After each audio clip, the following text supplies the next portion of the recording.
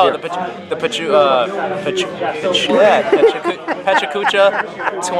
20 images, 20 seconds. Yeah, this is Ed Skarka. I just made a presentation here at this Pikachuka event here in Providence, and there were 7 speakers and probably about 30 or 40 people in the room here. And after the thing was over, this young man in the frame here came up to me and said that we have met before. So please tell me your name and tell the audience how we met.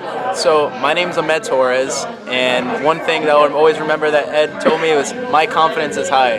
And we met 10 years ago in Central High School for the volunteers in Providence Schools like summer program, where they took like about 20-25 inner city kids, kept them off the streets, and put us through a lot of volunteering and environmental sustainability courses, and had the pleasure with working with Ed doing public speaking. And I could say he's definitely molded my public speaking career all the way through college, and I really thank you for that. I told you, I said, give me a big hug, which we just did a few minutes ago, because you don't know how much it means to me to have a student that I've worked with, especially 10 years ago, come up and say what you just said to me. I mean, it's just absolutely amazing, Ahmad.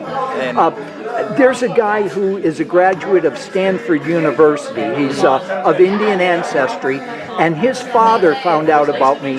It was probably about 10 years ago, too. And about 2 years ago, after he graduated from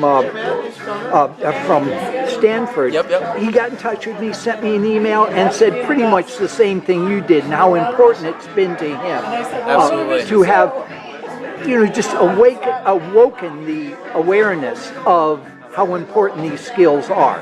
So when you went through my training 10 years ago, you were, what, 13 years old, you said?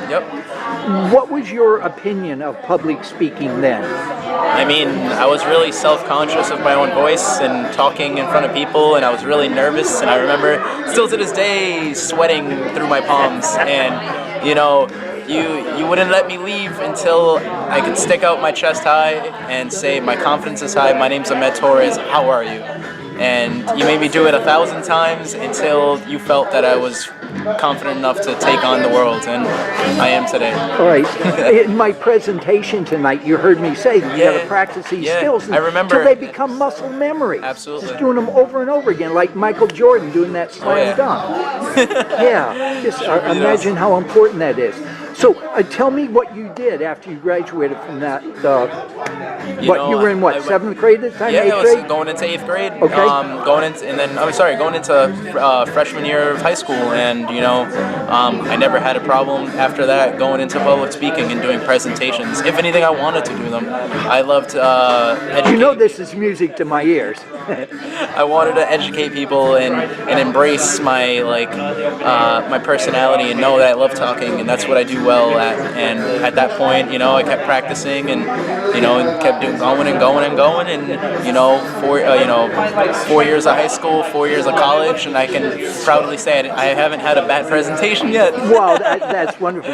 Now, where did you go to high school? Classical high school. Classical high school, and then what about university? I went to Plymouth State University in New Hampshire. Plymouth State. I graduated with my degree, my Bachelor of Science in Biology with a minor in Chemistry. And a lot of those presentations were very, very, very challenging and tough. And if I wasn't able to say my name and stick my chest out high, I would have probably gotten the same grade I got.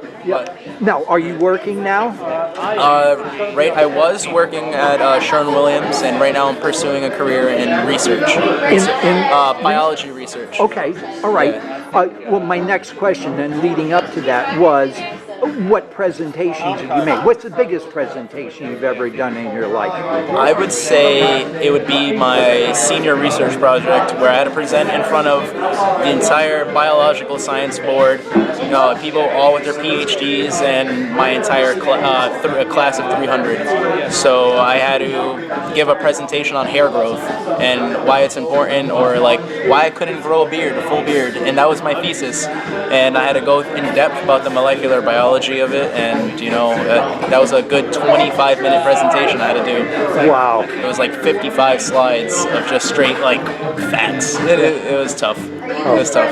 Yeah, my biggest audience has been about 700, 750 people or so, and in the workshops that I do, what I did with you guys, I didn't do one of my full workshops, which are called public speaking workout, but I adapted what I do in the workshops to the situation that you were in. Because if I remember your assignment, and the reason they brought me in was that you had a team of 4 people or so, and you had to make a presentation on renovating an old temple in Providence. Yep. Or old anything. It was just all environmental sustainability projects. Okay, all right, that was it. And I think the building that they chose, or that your team chose, was an old temple in Providence somewhere. Yeah, it was on like Hartford Ave. Was kind of abandoned, and you guys were going to renovate it. And each one of you, the 4 or 5 people on the team, each of you had to make some kind of presentation about what you were going to do. You're going to take the financial side of it, and you were going to do the engineering side. Okay, all right. Wow. That was fun. That was a fun time in my life. That is the training that I did with you. Was the training itself fun, or did you enjoy it? I enjoyed it. I discovered my passion in public. I don't want to say it's my true passion to do it, but I'm confident that I can do it. And from the other kids that I worked with, what was their opinion as far as you heard of that training that I did with you? I don't think they liked it as much as I could, because I overcame a fear. I overcame a fear of like having a voice, and that was all right. So they didn't really have that same experience, but it was just kind of another time for them. From what I mentioned in my presentation about the benchmark, that first time you have that fear, you went into that training pretty much with a negative benchmark, right? Yeah. So I was not confident. And during that training, did you build a new benchmark then? Absolutely. Music to my ears. Absolutely.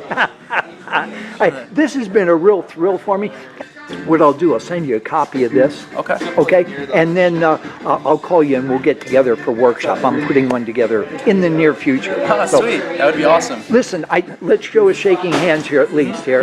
Okay? There we go, shaking hands. Amed, thank you for coming up to me and saying what you did. I had to. I was like, I know this guy. Yeah. I know this. And thank you for doing the interview with me here. Anytime. All right? Great. It's been a pleasure.